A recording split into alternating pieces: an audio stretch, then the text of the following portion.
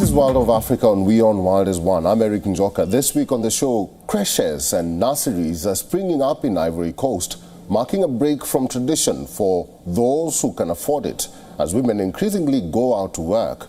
Even if the number of establishments is still low in relation to the West African country's 4 million preschoolers, the provision has shot up recently. We'll talk about that shortly. Welcome to the show.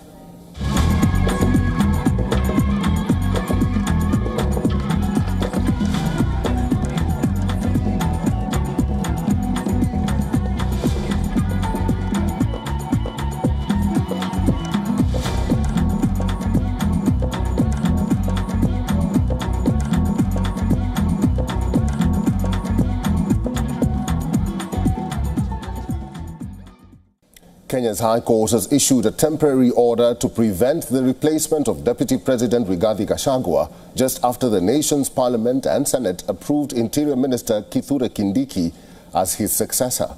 Gachagua was impeached on 5 out of 11 charges, including gross constitutional violations. However, he was unable to defend himself due to hospitalization from chest pains.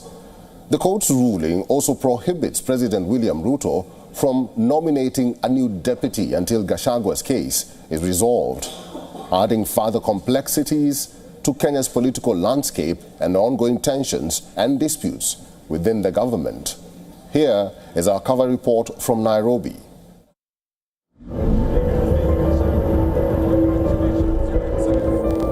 Losing a deputy just 2 years after being elected on a joint ticket could be seen as a big blow for a president, but not this time in Kenya. As soon as Rigathi Gachagua was seen to be undermining William Ruto, he moved swiftly to remove his second-in-command. He had seen for himself how a rift between Kenya's top two can lead to government dysfunction after he had fallen out with his former boss, Uhuru Kenyatta. The unprecedented political changes in Kenya, played out on live television, may have looked orderly and seamless to the outside observer. The process of impeachment has been watched with interests as the two houses of parliament, the courts and finally the executive, appear to carry out their roles following a carefully prescribed legal process. The deputy president maintained his innocence throughout the sessions in both houses. There is nothing here that violates the Constitution. There is no gross misconduct. There is no crime that has been committed.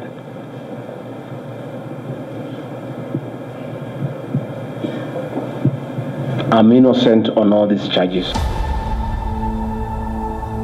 But he failed to convince both senators and members of parliament, even at one time falling sick. Order, members, order. Members, the results of the division on the motion are as follows. Abstentions 1. The noes 44.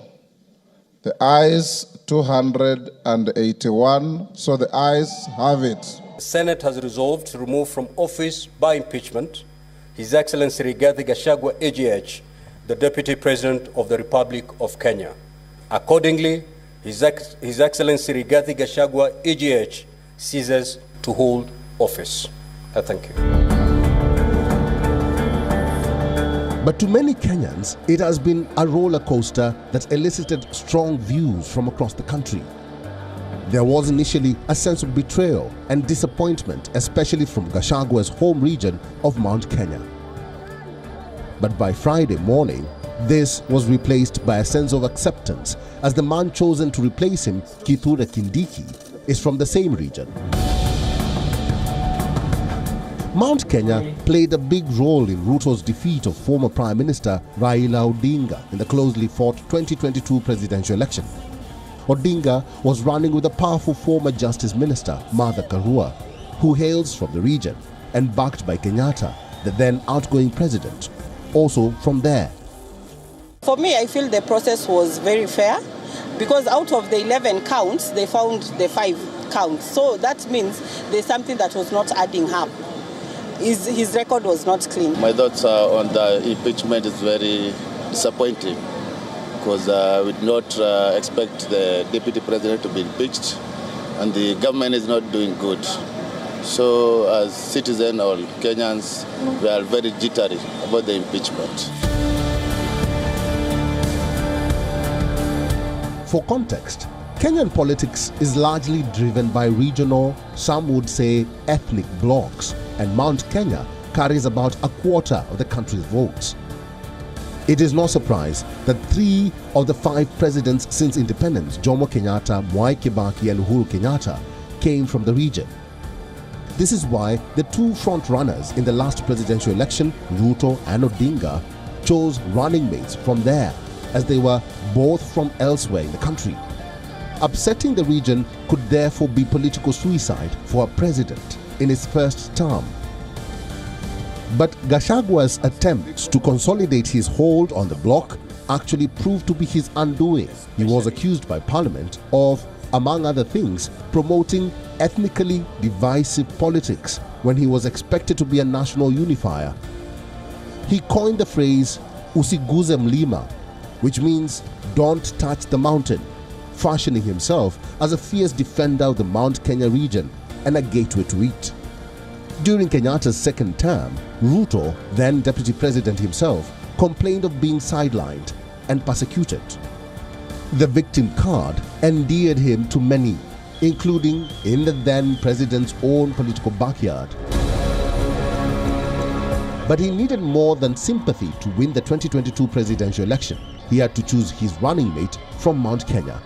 While many expected the president to pick his long-time ally, law professor Kithure Kindiki, Ruto pulled a surprise move when he chose to go for the then one-term Member of Parliament, Rigathi Gachagua. Kindiki was already well known in Kenya, having served as Deputy Speaker before being removed in a purge instigated by Kenyatta against Ruto's allies. Members of Parliament in Ruto's party voted overwhelmingly for Kindiki 3 times, they said, when he sought their involvement in picking a running mate. Gachagua came second but was, in the end, Ruto's choice. The replacement, Kindiki, therefore, does not come as a surprise. That he comes from the mountain, albeit one of its smaller ethnic groups, has helped to calm the feelings of anger and betrayal. Africa Bureau, WION, World is One. In Mozambique, police suppressed an opposition protest in central Maputo. The opposition leader and presidential candidate Venancio Mondlane was addressing the press when police targeted his campaign headquarters with tear gas, forcing the opposition leader to flee. Tensions are rising as the final result of the general elections are set to be announced. Opponents are already disputing the preliminary results that declare Daniel Chapo, the candidate from the ruling Frelimo party, as the winner.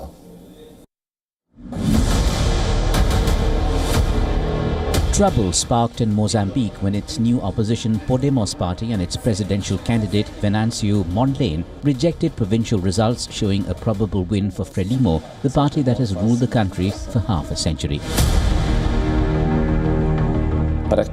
We will continue to mobilize our population for them not to accept the results. How will they not accept? There are various constitutional ways of fighting, stopping the economy and protests. These are legal means. There's nothing illegal in it. There's nothing brutal. There are various constitutional ways to keep pressure, and we will make use of all these ways.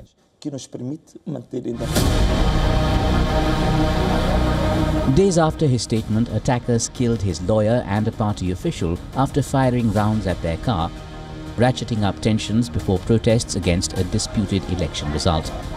The Mozambican civil society election observer group, More Integrity, said the attack took place in the Bairro da Coupe neighborhood of the capital Maputo, killing the Podemos lawyer Elvino Dias and the party representative Paulo Guambe.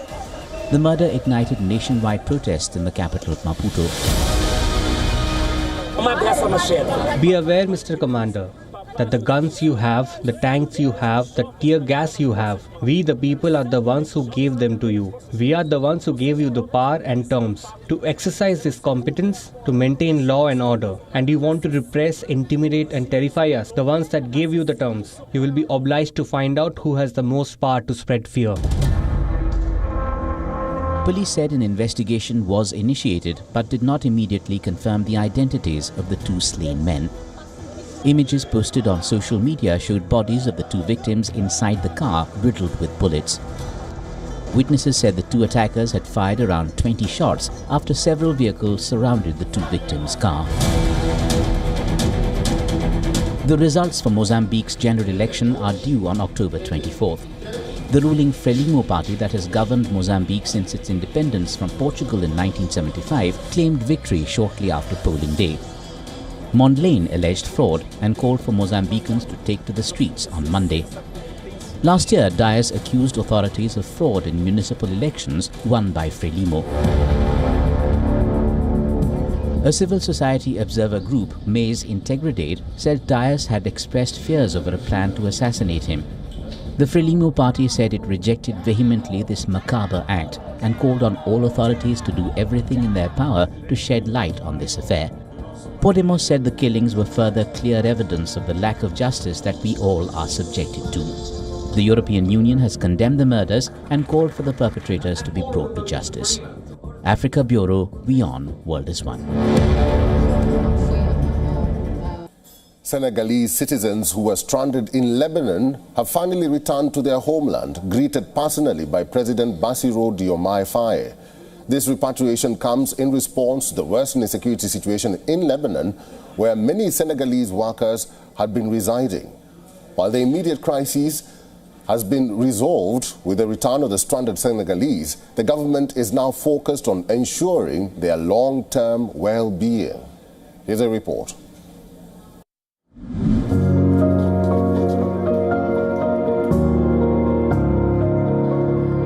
Senegal repatriated 117 citizens from Lebanon amid escalating hostilities between Israel and the Hezbollah militant group. Emotional scenes unfolded at the Dakar airport as families welcomed the returnees. Among them, a father who brought his injured daughter home for medical care and described losing his son in a recent explosion in southern Lebanon. Senegal, with its significant Lebanese diaspora community, has historical ties to both Lebanon and Palestine. It's hard to talk about this. Everything is lost. Lost my son, lost my house. Everything, all my dreams, all my worries, everything. It's hard. What can I even say? You can't imagine. We had a 14-and-a-half-year-old son who just disappeared like that. 10 minutes earlier, I was talking to him. Hello. He said, Dad, will you come to my event? I said, yes, in September, in February. By the end of February, I'll come for good. 10 minutes later, I get a call. There's no more house, no more son. We, as you know, we have quite a number of Senegalese in Lebanon. Lebanon has a very historical, long ties with Senegal. We have a large population of Senegalese. Some of them are Senegalese single nationality. Others have a Senegalese and Lebanese nationality. And we said that, given the situation of really hostilities, bombardments, a lot of displaced people, the government had the responsibility to act. The repatriation followed a protest in Dakar, where demonstrators, including many from the city's Lebanese community, called for a ceasefire across the Middle East. The demonstrators waved flags and carried banners demanding peace. Protesters expressed concern over the conflict's spread to Lebanon and Yemen. Participants highlighted long-standing ties between Senegal and Lebanon, emphasizing both their Lebanese heritage and Senegalese citizenship.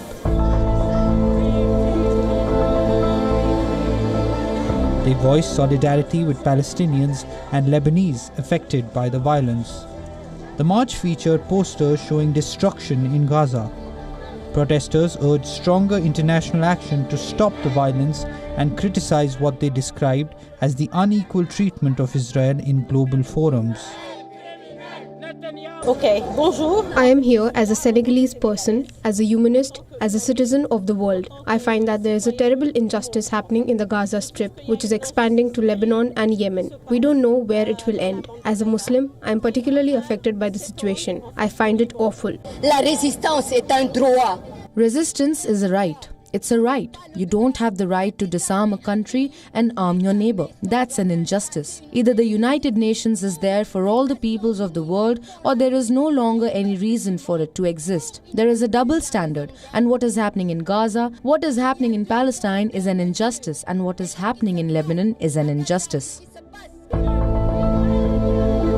Israel has strongly rejected the accusations of genocide, including in a case brought by South Africa at the World Court. It says it is acting in self-defense after an October 7, 2023 attack by Palestinian Hamas militants. The Hamas attack killed 1,200 people, with about 250 also taken as hostage, and triggered a conflict that has since spread from Gaza to Lebanon. Earlier on Saturday, demonstrators marched through Dhaka to protest against Israel's actions in Gaza and Lebanon and called for a ceasefire in the widening Middle East conflict. Africa Bureau, WION World is One. There are now 254 private creches and nurseries across Ivory Coast, more than 200 in the economic hub Abidjan alone, compared to 174 last year, and that's according to the Women, Family and Children's Ministry.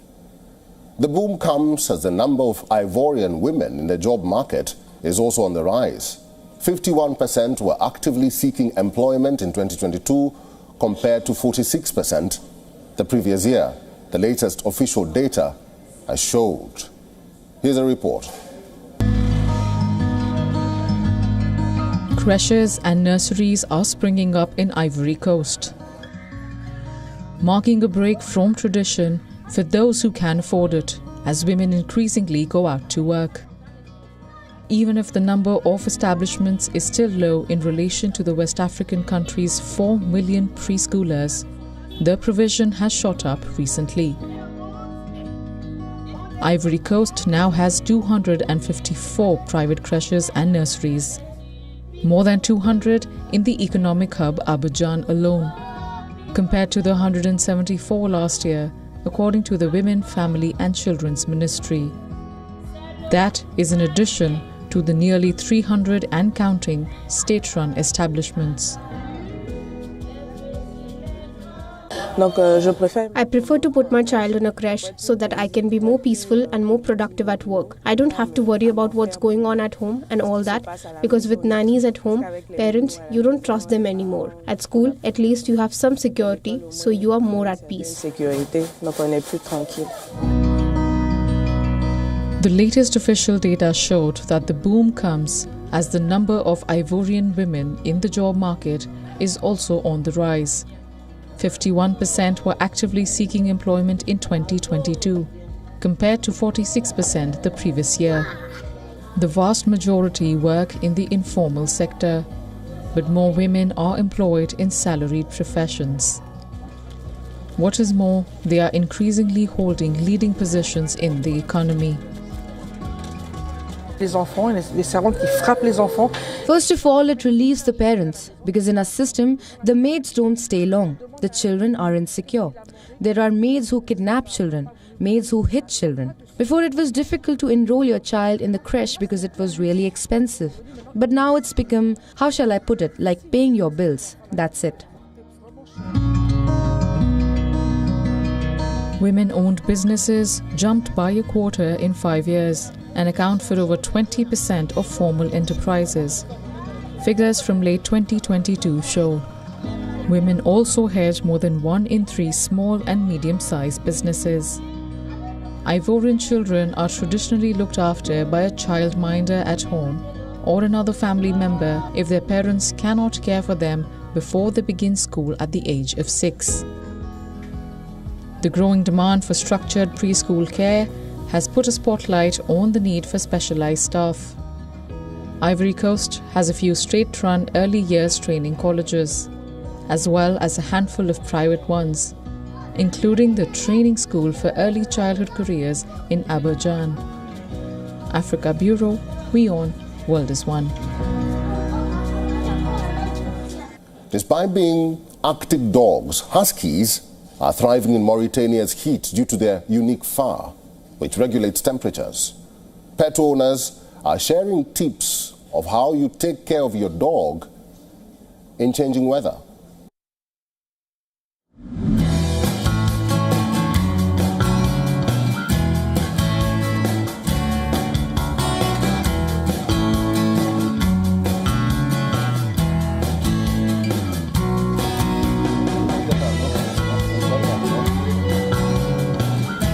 The dogs here in Nouakchott, especially the huskies, are growing fast. You see them everywhere in the city with people every day.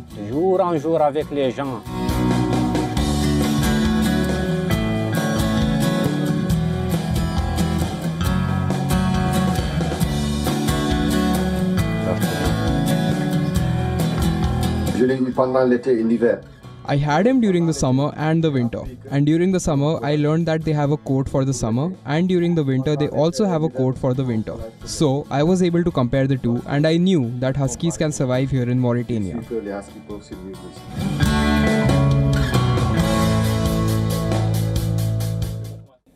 Thanks for watching this week's episode of Wild of Africa. Get in touch with us on all our social media platforms and on our website, wionnews.com, and tell us more about the show there. I'm Eric Njoka, and until next time, it's goodbye from me.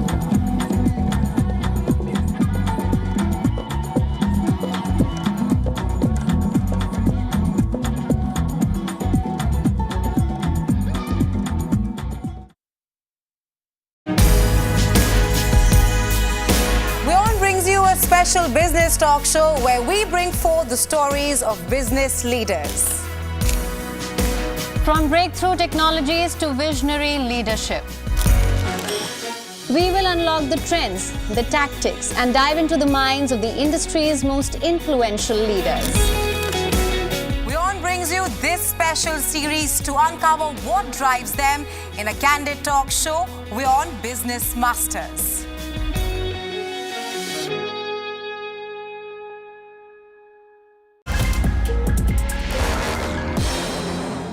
I think bringing perspectives from journeys of various entrepreneurs or business leaders will allow, aspiring young entrepreneurs as well as, people who track businesses to get a better understanding of the stories behind the creation of these businesses, as well as the philosophy and the perspective that these business leaders have.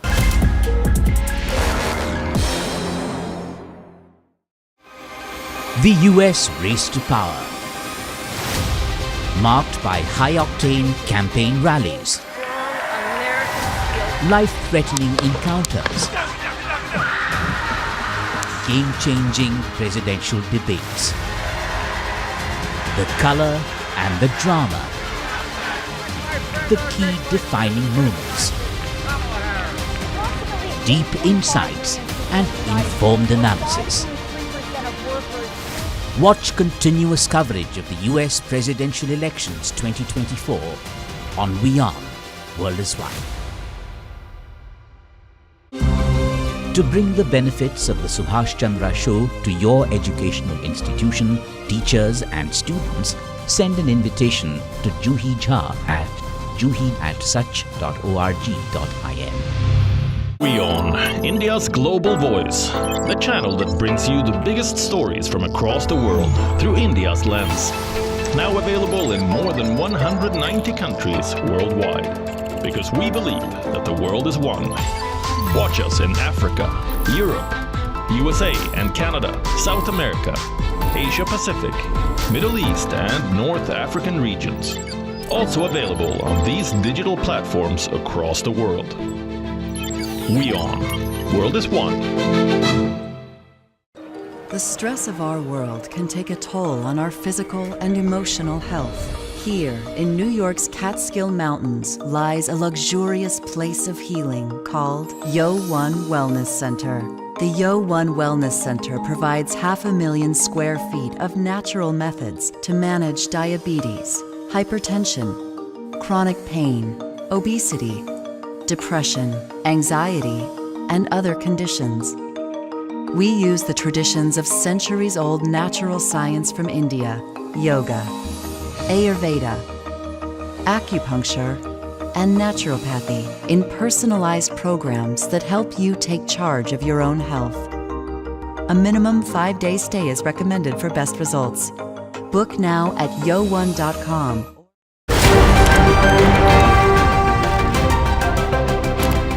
Ready to dive into your daily dose of news? Bringing you what's trending in the West and all that's setting trends in the East. And all of this served up with a side of insightful banter. We don't just bring you the latest stories. We bring you your talking points for the day. And while you do that, from the busy streets of New York, I will provide you with deeper insights on the developments through the course of the day in the U.S. And I will be here at the WION headquarters, getting you all the action from the universe of sport. All that you need to know about your favorite teams and players. Right here. The show that keeps you ahead of the global curve. A conversation you'd want to be a part of. A place where news becomes an engaging exchange. We bring you stories that impact your present. This is World DNA. Join the conversation.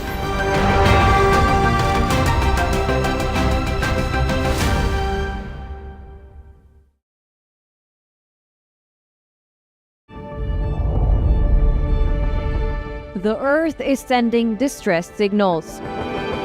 Wildfires, droughts, and melting glaciers. Can we reverse the damage?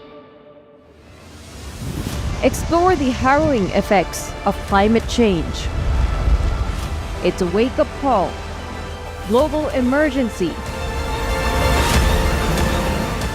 Climate Tracker on WION World is One.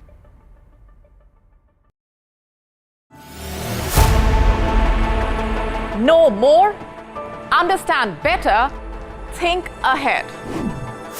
Hello and a very warm welcome. You are watching Gravitas with me, Molly Gambhir.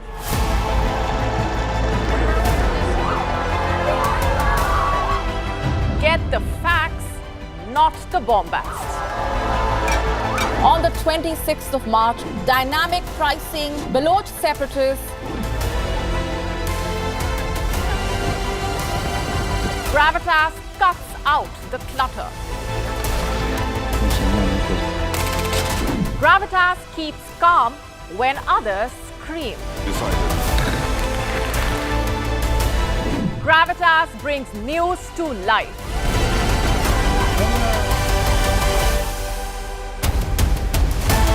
Weekdays, 9 p.m. IST, 3:30 p.m. GMT. Gravitas. Seeing is believing. From the bustling trading floors of Wall Street to the vibrant exchanges of Asian stock markets, WION breaks it down